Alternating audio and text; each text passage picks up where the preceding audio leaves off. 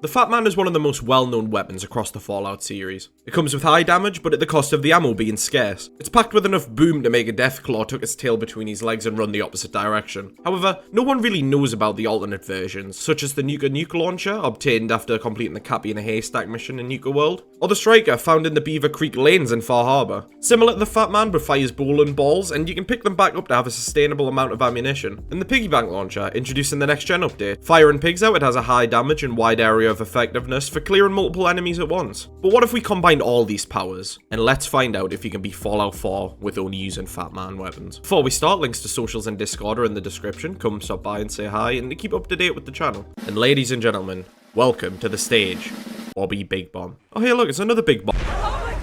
So with this run, we're going to become the literal embodiment of destruction. The build we're going for is an explosive heavy weapons build. We need strength at 5 for heavy guns, perception at 5 for the explosives perk, charisma at 7 for getting that cheap discount on the big boy in Diamond City, and luck at 3 for bloody mess. I did initially put points into intelligence to get the Merv upgrade, but we need to get level 41 for that, and that's not going to happen. Leaving the vault without killing the rad roaches, we're off to get our hands on our first weapon of the run. Heading east from the vault to the robotics disposal ground, we grabbed the FATMAN and the mini nuke and made a sentry bot commit self-delete us. Passing by Concord on the way to the Drumlin Diner. Sorry, not sorry, Preston, we're not saving you this run. I cosplayed as Peter Griffin, and with the most threatening stare, diffused the situation, and attempted to rob Wolfgang. Yeah, it didn't really work out, but I mean, watch his backflip though. Trudy dealt with the Wolfgang, and it was on to Concord to help Buzz Lightyear. By help, I just mean watch him suffer while sitting in the defensive comfort of a fence. Heading up to Lexington, I opened a phone box to get my grubby mitts on another mini nuke, and because why not rob the bank? They weren't going to use the money anyway, but the Raiders weren't too pleased about that. You know, there's something ironic about Raiders defending the Commonwealth from crime. Entering the Super Duper Mart, we sneaked around the ghouls and got our hands on the tails of the Junkertown jerky vendor. While heading towards Good Neighbor, I took a quick pit stop into CIT to grab the mini nuke. And finally reaching Good Neighbor, we watched Finn get the London look. 28 stab wounds. And got straight back to committing crimes.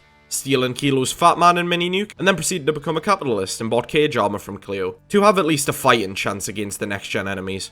Or running chance if we're being completely transparent. Making our way to the plaza, I may or may not have pissed the ghouls off in the crater, but that's not important. Entering the plaza, I ran through as quick as Mama Murphy chases after the chems, and grabbed the note telling us about the piggy bank launcher that Marvin has. So dashing past the crater, cheeks clenched as a ghoul chased after me, and like a quick time event, I had to run away from the ghoul whilst disarming the piggy bank bombs, because why not make it difficult? Catapulting a mini nuke towards the floor and surprisingly not blowing myself up, ended up securing the ham slinger and putting it straight to use. Launching a pig into an alley and oh my god, it's like magic. Now you see them, now you don't. Acquiring the grenade launcher from the corpse of Suggs to fund the war crimes we're going to commit, because what's better than war crimes than being heavily intoxicated whilst doing them? So now it's time for Diamond City Blues. Watching Cook wipe the floor with Paul and talking to him outside, he gave me some caps to help him threaten Cook. Don't worry Paul, I'll stick with you as a loyal soldier. I'm not with him. Just What? Stop overreacting Paul, just put an ice pack on it, you'll be fine. Outside the tap house, Diamond City decided to put on a little bit of amusement. That's some great acting. Holy shit! On that note, it's time to go heist a chem deal. I said on that note, stealing all the drugs and making super drugs for some of that delicious XP. And now, with our pockets filled with drugs and a grin on my face, we purchased the big boy. We've got the weapon power, but now it was time to improve on the armor. So there's a gunner camp just a little east from the ironworks, where early on you can get most of a set of heavy combat armor and some mini nukes. So trying to make my way to the terminal to lower the crane, I ended up flying through the air and briefly becoming the most majestic creature in the Commonwealth. I finally lowered the crane and launched a pig straight at Captain Bridget. Collected our new gear and look at us man, don't we just look gorgeous? Entered the Nakato residence, searching behind a picture frame for a key to the safe. We told the parents of Kasumi where she was, but we only did that just so I can steal the boat. After arriving in Far Harbor, I watched the residents struggle. I could have quite easily helped them, but what do you think I am, some sort of charity? With gulpers and anglers cleared, I had free range of the island, so it was straight to Beaver Creek. Dashing past all the spooky gentlemen inside, we claimed our prize, the Striker. And emptying the bowling alley of all the bowling balls, we returned to the Commonwealth to finally go save our favourite synth, Nick. Yeah, sorry, Dance. While you watch us splatter some Triggerman, I'm just going to tell you about a super easy glitch before any of you commented, or use it for yourself. When you fire the big boy with the bowling balls, it fires 2 of them, but at the cost of 1.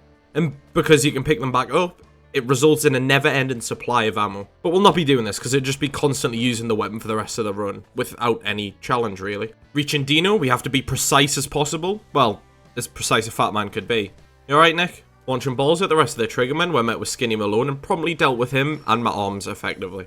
Now it was time to start the most painful, mentally draining part of this run, Nuke World.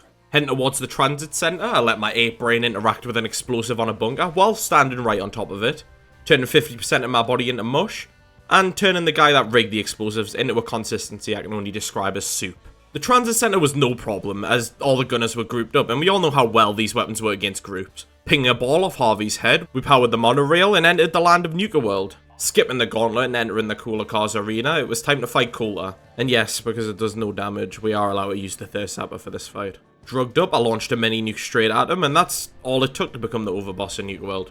Well, if it was this easy, the rest of the DLC shouldn't be too painful. Yoinking another mini nuke from the market, I headed towards the nuke arcade, but this operator thought it was a funny idea to stop shooting until the very second I walked in front of him.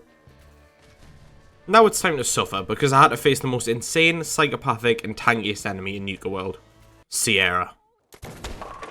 So we can start the Cappy in the Haystack mission. It's meant to be super simple, go around the park, find 10 hidden Cappies, but this mission now holds a permanent place in my mind. Not for a good reason, because of the 3 hours it took to complete, and the jingle. Don't get us started on the jingle, it's engraved into my skull. Before starting this torture, I decided to go buy a mini nuke from the arcade. But to buy stuff from the arcade, we need tickets.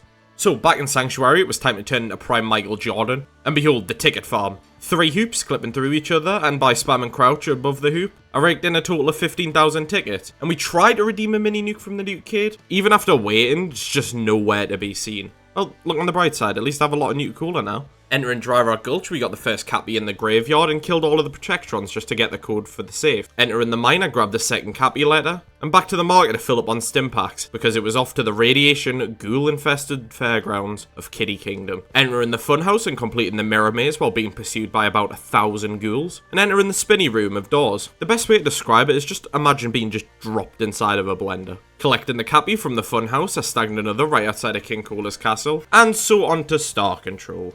Don't get me started on this place. I think I died more times here than I ever have on my total hours of Fallout 4. But I'll not put you through the same pain as the stream watchers, and just say that I grabbed a mini nuke from the display case and 1 out of the 2 Cappies there before taking a break to recover from the constant dying. But don't worry, we'll be back for more than just the Cappy. Entering the bottling plant, Mr. Krabs wasn't too pleased by my presence. Securing another part of the password, let's go visit our best friend Cito in Safari Adventure. Climbing on top of the maze, we weaved the gator claws and grabbed the first, and behind the Skrilla statue was the second, with only 1 more left to go in the Galactic Zone. Collecting that one, I was challenged by a chat member to get the Nuke Girl costume, and I'll never back out of a challenge. So after flipping a switch and killing Mr. Bradford with the sweet sound of Sierra being distraught in the background, I grabbed the Nuke launcher, and it was time to take on the challenge and obtain the Nuke Girl suit to make Bobby Big Bomb absolutely irresistible. Riding the rails around the Nuke Galaxy, finishing the ride, and claim my prize. Extra thick! Best challenge ever. Now, with all the FATMAN launches obtained, it's time to steamroll through the main story. We're going to be siding with the Brotherhood so we can get our hands on a few more mini nukes after Liberty reprimed, and for Dance. Switching out the standard Big Boys mini nukes for more powerful nukes, and return to the Valentine Detective Agency. We completed the questioning for Nick and went to explore Kellogg's house. Retrieving some clues, we shot dog meated, and it was off to Fort Hagen to kill Kellogg. Sprinting past all the synths, I grabbed the armory password and got the mini nuke from the armory. And Kellogg didn't even stand a chance. Searching the terminal and leaving. Oh my god! Look, it's the Breadwin. And going back to Buzz Lightyear, we started making our way to Arcjet. On our way there, I wanted to test out our new weapon, so what's better to test it out on than a behemoth? Yep, that'll definitely do it. In Arcjet, I ran through whilst Dance did all the work. We love Dance. And because we love him so much, we roasted him to thank him. Actually doing some contribution to this mission, I launched a mini nuke into the final room and retrieved the deep range transmitter. Returning to Diamond City, Sheffield made a questionable noise when I wouldn't give him a nuke cola. Gonna go. Oh. And I told Nick that Kellogg was now reduced to atoms. So to find out how to get into the Institute, we used the memory den in Good Neighbor. Exploring Kellogg's memories, we found out that he was being sent to find an escaped Institute scientist in the Glowing Sea. To quote Amari, a man like that would have had access. But first, time for a quick flight up to the Predwin. Attending Maxon's meeting in formal uniform, he told me to meet the crew. And while meeting the crew, I heard a questionable noise coming from within the walls.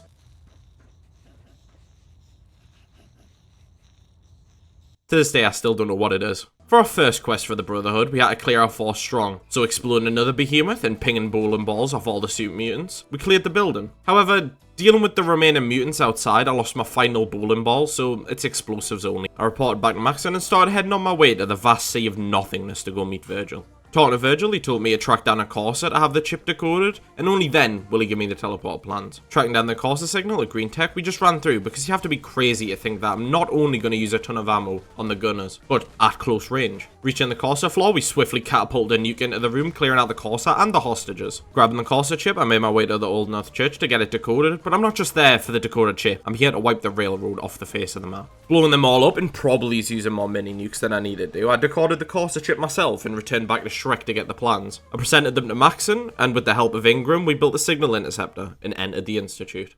Speaking with Sean, no, not that one, the real Sean. I joined the Institute and met the leaders, but most importantly meeting Madison Lee. I convinced her to rejoin the Brotherhood, and come on, who could have turned down that offer from Bobby Thickbomb? Returned at the airport, Ingram showed me that Liberty Prime was in parts and needed my help to fix him. And I get it from a game point of view that I'm the main character, therefore I should be doing all the cool missions. But come on, most of the factions in this game would be f***ed if it wasn't for the Sole Survivor. Purchasing a high-powered magnet from Mern, we got straight to work by crafting electromagnetic actuators for Liberty Prime. And now we were off to go secure some nukes in the Glowing Sea. Collecting a distress signal pulsar from Scribe Halen, we made our way to the Sentinel site. Scaling down the support, we were mobbed by a swarm of ghouls in the pipes, but using our clearly slim figure and amazing agility, we managed to escape them and confront a child of Atom that was guarding the nukes.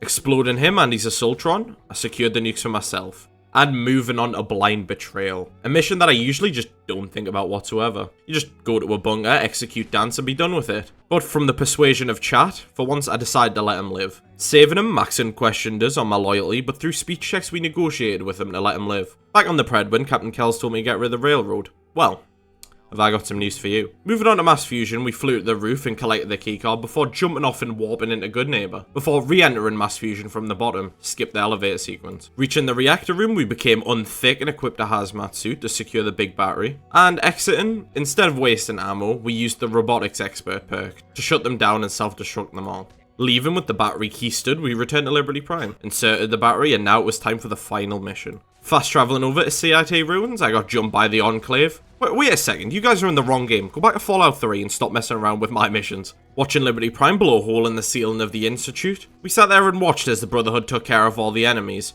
And this knight, yeah, you see this one right here with the minigun, he carried, and I would be devastated if anything happened to him. No! Unarmed Brotherhood Knight! You will be missed. Entering Sean's living quarters, we dealt with him in the most humane way possible. It might have been a little overkill for a dying old man. Lifting the lockdown, we entered the reactor room and used the rest of all of our nukes to clear it. Strapping a bomb to the reactor, we relayed away. But this demon wanted to come with us to safety. Don't worry, it'll all be over soon.